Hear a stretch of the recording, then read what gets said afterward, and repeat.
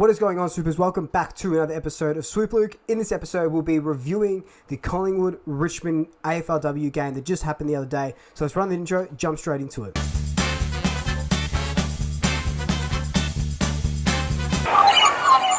Just before we do jump straight into it, of course, follow me on all my social media accounts. You know what they are. You know, TikTok, Twitch, and Instagram. Definitely follow me on Instagram. I just got a shout out from Collingwood for some of my posts, which was absolutely amazing. So happy V-Day to me. Also, I want to shout out Brody and Moore for being the winner of my Collingwood AFLW membership giveaway. So here's to you, Brody. Thank you for entering, and thank you everyone else for entering. I'll be running more competitions throughout the season.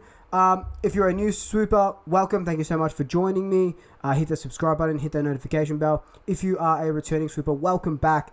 I promise everyone that I will be going back to regularly scheduled videos. I'll have a new one dropping on Wednesday and another one over the weekend.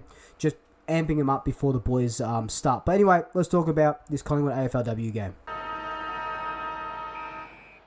So our girls went in to yesterday's game, or Sunday's game against Richmond, with 2-0. So 2 wins, 0 losses. And we're looking to break a little bit of our history, come away with 3 wins, win 3 in a row, which will happen for the first time. Start a season, 3 wins, 0 losses for the first time. And that's exactly what happened. We had the wood over Richmond in the first half, I want to say. And then they started coming back a little bit harder. The contested ball was good. Kept us goalless in that last quarter. But let's talk about the first half. Incredible. Bree Davey, our captain or co-captain, was just, second to none on the day. Britt Benici, 31 disposals, 20 kicks, 10 or so, 21 kicks, 10 handballs. Ruby off the halfback. Ruby was averaging 4 disposals a game from when she started to last season. Now she's averaging about 14 disposals and is in all-Australian contention.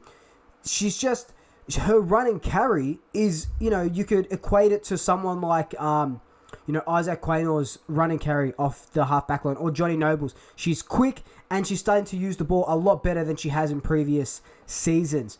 Aisling Sheridan as well kicked 2 goals. Chloe kicked 1.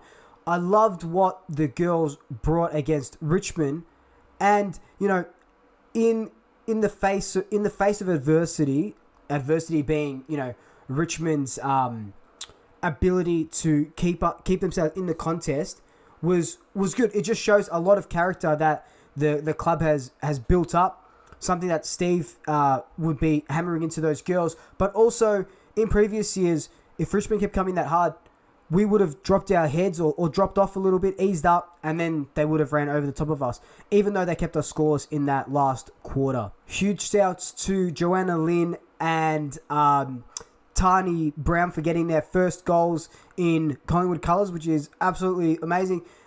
Joanna Lynn had that nice around the body snap from our Aisling Sheridan handball. Tani Brown, she got that free kick right in front, the 4th Brown to score, and that's it. That closes that Brown family chapter, unless their mum makes a amazing comeback to play for the Pies sometime soon. But all 4 of the Brown family have scored in black and white, which is just a little. It's just really a really cool, fun little stat. What I do like about this Collingwood team is that we are a very young team. I use that analogy with the Eddie Maguire video where, the basil, you cut off the old or the leaves at the top and then new ones grow and stuff like that. That's kind of what's happening with the Pies, the Collingwood girls. We've got a nice batch of young players up and coming. Chloe's still young. Joanna Lynn, Tani Brown, Ruby, Geordie Allen, Lauren Butler. Lots of girls that have years and years and years to develop. And you look at some of the other clubs, they're in the high 20 ages. Some are, 30. And I'm not saying that we don't have those players and you need those players in your team. But from where we were in 2017 to where we are now, it's a young, fresh Collingwood side. And a side that, I don't want to get too ahead of myself, but we could go a long way into finals this year.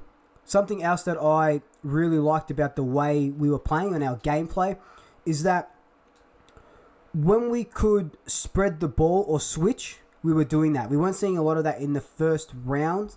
We started seeing that a little bit more in our second, and now it's come to fruition against Richmond. We weren't getting sucked into the contest. We were staying out. We had outside runners. Like I said, that Ruby's run through the middle and just running through the middle in general. Bree Davey does help us with that as well.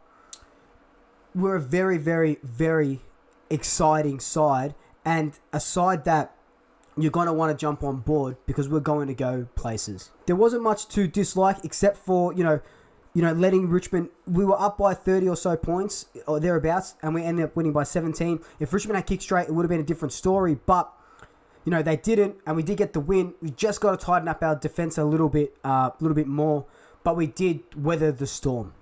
Look, anyway, guys, this has just been my quick review of that game. I'd love to know all your thoughts below. Leave a like, comment, subscribe, tell your family, tell your friends, tell your pets, and until next time, double shackers, I'll swoop you all later. Ooh la la. In this episode, we'll be reviewing that Carlton, fuck me.